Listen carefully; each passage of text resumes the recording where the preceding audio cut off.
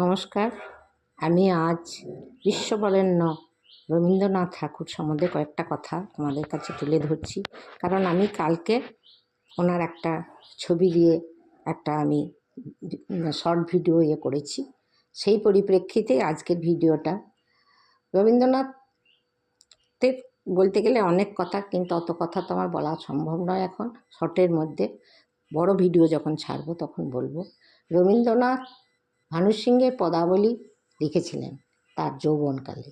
তিনি খুব ছোট বয়সেই বৃন্দাবনে শ্রীকৃষ্ণ রাধার যে অমোঘ প্রেম সেটা উপলব্ধি করেছিলেন। তাই সেই অনুভূতিরই প্রকাশ এই ভানু সিংহের পদাবলী, এবং তৎকালীন বহু গান, কবিতা, সাহিত্য সেই অনুভূতিরই প্রকাশ। তিনি ঈশ্বরকে নিজের অনুভূতিতে বারবার অনুভব করেছেন।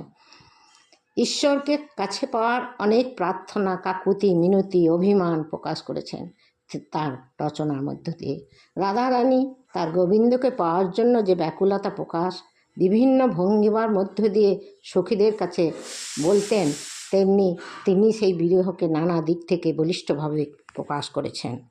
সম্বন্ধে একটা ছোট্ট প্রতিবেদন তোমাদের কাছে তুলে ধরলাম।